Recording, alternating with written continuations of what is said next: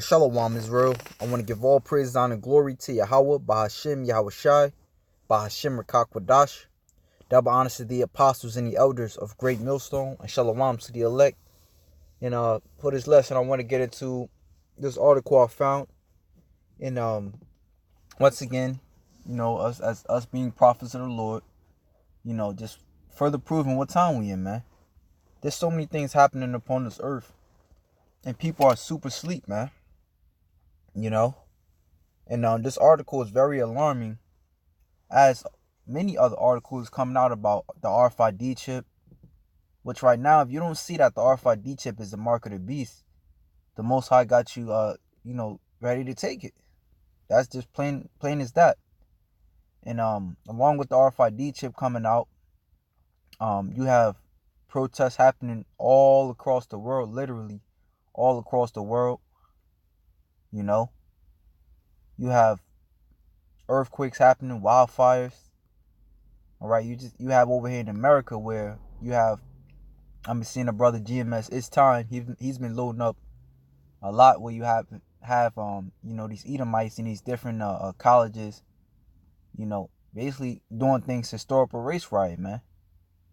You have at the same time an inevitable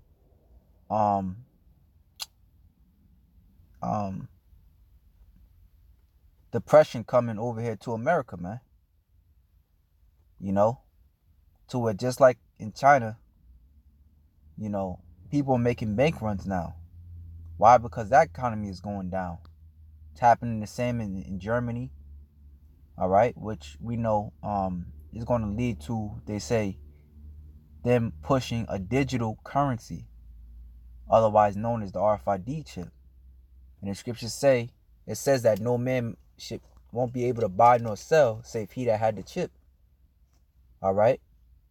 And this article right here, which it says we're being blinded to the dangers of facial recognition. All right. And it's all, I'm going to just read it and we're going to get into it. So it said, we've become increasingly comfortable with facial recognition technology. We use it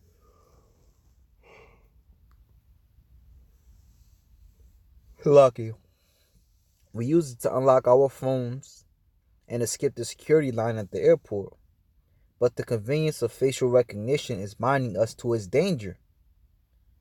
Georgetown University School of Law Privacy expert Claire Garvey put together a video that explains why you should be concerned about the growing use of facial recognition technology, even if you think you have nothing to hide. According to Garvey, police database now contain images of nearly half of all Americans.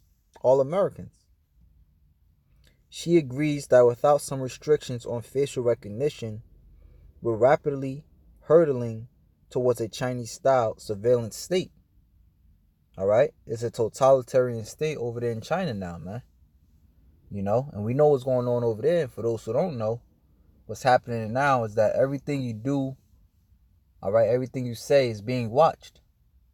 All right? And if you just so happen to, try to rise up against the government over there, they have what's known as re-education camps, man. So that's how bad it's getting over there, man. And it's going to come over here, but it's going to be protests and riots, and many people are going to be put to death. And hey, that's happening over there in China, man. You got people that's not with that. All right, amongst other issues. But hey, for those, like I said, for those who don't know, just look what's going on over there in China, man.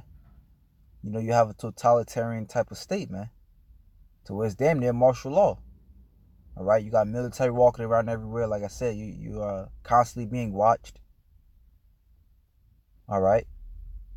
You can't use rude speech. You can't jaywalk. You can't litter. You can't do anything, man. So what this lady is saying is you're literally having your rights being taken away from you, man. You know, and as I said, that's going to lead to a mass unrest of the people, just like as it is all across the world. All right, they don't like how they're being treated, so they protest.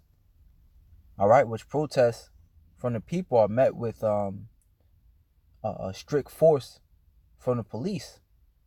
All right, and we know that these police here, as well as all across the world, are being militarized, basically meaning they're using brute force to quell any protest.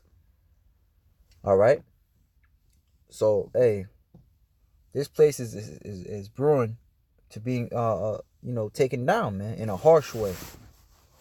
All right, so it says, according to Garvey, police database now contain images of nearly half of all Americans. She argues that without some restrictions on facial recognition, we're rapidly hurtling toward a Chinese-style surveillance state. As Garvey puts it, Americans are basically in a perpetual police lineup. The digital equivalent of police walking through a crowd and yanking each of our IDs out of our pockets. You could be picked up, investigated, possibly arrested, and sent to jail. That's a violation of your privacy and your Fourth Amendment protection against unreasonable search. And that's just the tip of the iceberg. Garvey outlines 3 aspects of facial recognition that concern her the most. How it's used, all right, which goes into police violate our right to due process. How it's manipulated, it is biased.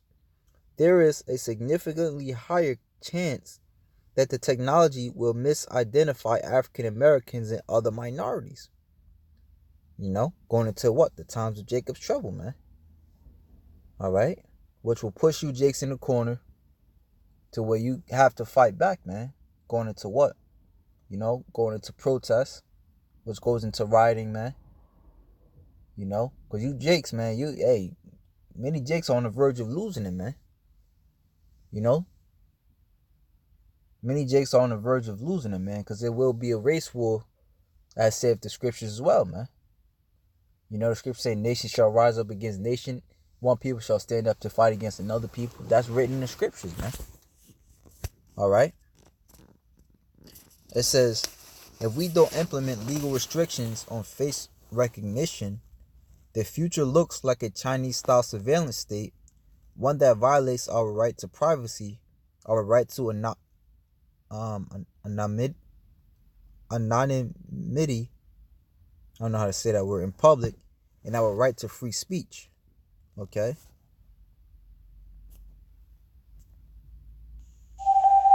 We're all getting comfortable with face recognition, unlocking our phones, skipping airport lines, and even unlocking front doors. But the convenience is blinding us to how risky this technology actually is and how it is being used without us realizing. I'm Claire Garvey. My job is to research the use of face recognition technology by law enforcement and then make recommendations around the use of the technology. Right now, most Americans are in a perpetual police lineup because they got a driver's license. After that DMV agent snaps your picture, your face is turned into a face print, a unique series of numbers that a face recognition system can read and compare to other faces. Now, any police officer can run searches against your face for any reason. Who robbed that corner store? Who was jaywalking at 3 a.m.? Who was at this protest? The digital equivalent of police walking through a crowd and yanking each of our IDs out of our pockets. You could be picked out, investigated, possibly arrested, and sent to jail because you got a driver's license in one of these 32 states. That's a violation of your privacy and your Fourth Amendment protection against unreasonable search. And that's just the tip of the iceberg. Nearly half of American adults are in facial recognition databases. It does make our jobs a lot easier, and it also kind of finds that needle in a haystack. Photos are culled from social media images, driver's licenses, and government IDs. With face recognition, America is closer to a Chinese surveillance state than most of us realize. Maybe you're thinking, I'm not afraid of face recognition. I haven't done anything wrong, so I've got nothing to hide. But wouldn't you object to police secretly searching your apartment every once in a while, even if you've got nothing to hide? Let me tell you the 3 aspects of face recognition technology that worry me the most. First, the way law enforcement uses face recognition violates our right to due process. In New York, police were looking for a suspect who'd stolen socks from Target. They ran a face recognition search against the surveillance footage and turned up over 200 matches. Authorities never told the suspect, who was arrested and charged, that there were over 200 other possible matches, or that a face recognition search was run at all. That information is crucial to mount a defense and give the defendant a fair trial. Ultimately, this case was dropped. We pride ourselves in this country for due process, but for thousands of people across the country, face recognition was used to help convict them, and they never knew. Second, pictures aren't perfect. They're a tad grainy. Maybe the subject is squinting, or they're wearing a hat or a scarf. In such cases, the algorithm has trouble finding anyone and turns up 0 matches. To circumvent that, NYPD went as far as playing celebrity look-alike, inputting Woody Harrelson's photo when one detective thought the surveillance camera picture of the thief resembled the actor. This may sometimes work, but the bottom line is, if you search for the suspect against explicitly the wrong photo, then you're bound to get the wrong results out. And those inaccurate matches will lead to wrongful convictions. Third, it exhibits bias. Very simply put, some of these algorithms think all black people look more alike than white people. In San Diego, law enforcement agencies found that they were using face recognition between 1.5 and 2.5 times more on communities of color than their proportion of the population. If we don't implement legal restrictions on face recognition, the future looks like a Chinese-style surveillance state, one that violates our right to privacy, our right to anonymity in public, and our right to free speech. Congress must first implement a national moratorium on the use of the technology. Congress can then work to develop legal restrictions, limiting the use and scope of face recognition technology. Every American's privacy, First Amendment rights, freedom from unreasonable search, and due process are at stake. And there's one word that comes to mind as she says that, man. Martial law. And this will change, man. In which Esau wants to be able to do whatever he wants to you, especially, as she said, you blacks and Hispanics.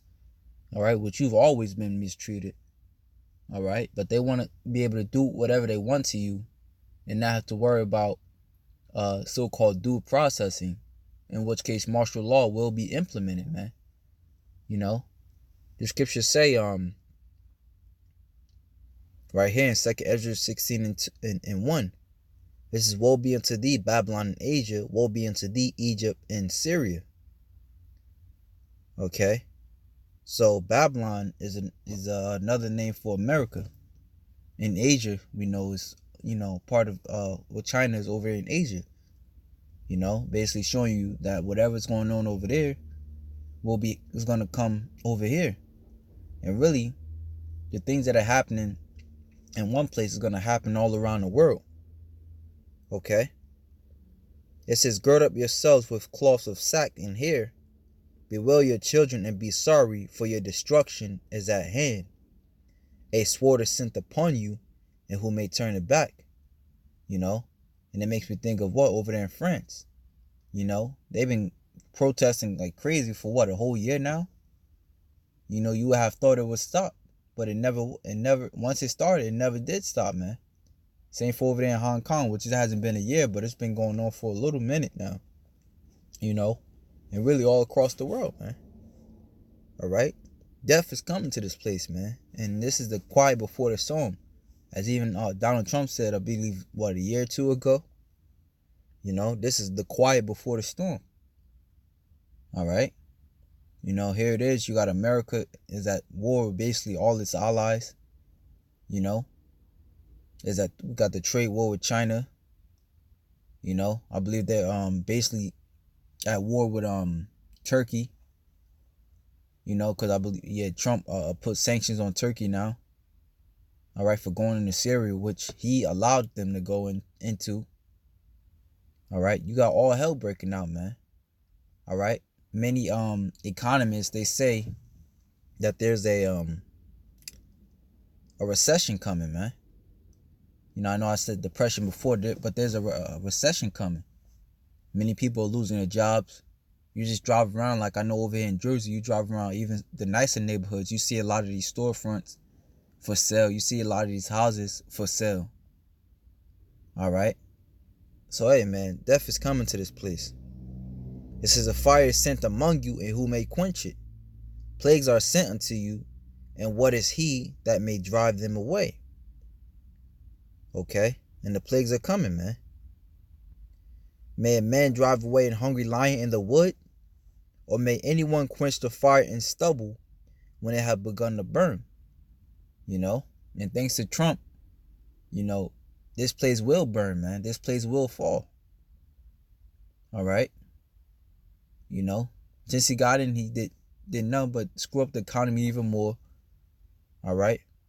You know, basically push one nation against another, which he was really set up by the Most High, man, because the Most High wants to take this place down. You know, he's a none, but, you know, renege on treaty after treaty. All right, making his allies his foes. All right, giving you know, those once weaker nations, giving them strength now to build their nuclear missiles up. You know, poking the bear, Russia. All right, so hey, this place is inevitably going to go down, just as those other countries in rage and fire. Just look over there in Iraq, man. That's what's coming over here to America. All right, Iraq, Lebanon, Chile, Bolivia, Venezuela, France, China. Basically, well, you name it, man. There's Ecuador, Haiti. You know, there's protests. The mighty Lord sendeth the plagues, and who is he that can drive them away? A fire shall go forth from his wrath, and who is he that may quench it? He shall cast lightnings, and who shall not fear? He shall thunder, and who shall not be afraid? The Lord threateneth, and who shall not be utterly beaten to powder at his presence? So the Lord, hey, man, the Lord is making moves, man. He's going to continue to make moves until the final move is being made, man. All right? Where the king is being captured, the king of this earth, the so-called white man, and he's put in a checkmate, man. You know? It was checkmate for him is slavery. All right? And we know Esau ain't going to go down without a fight, man. You know? So this, hey, man, this place is going to fall horribly, man. Horribly. All right? Something I was reading the other day. All right, it says it's World War III. It says World War III, Iran chaos could erupt into Middle East war in the next 12 months. And according to Joel, the second or the third chapter, we know that war is going to break out over there in the Middle East, in a land barren and desolate. The Lord is going to draw out the Northern Army, which is North America. All right, and the Most High is going to meet him, man. And the Most High is going to, the Most High is going to send his son Yahushua to meet him. All right, and take this man out. All right, so hey, man, some heavy times are coming. Jacob's trouble, great death, destruction, race wars, race riots, famine, protests, you name it, man. All right, and the Lord is telling you through us. All right, so as we say, and we're going to continue to say it until the Most High tell us not to say it, get your shit together, man. Hey, so with that, shalom to the elect.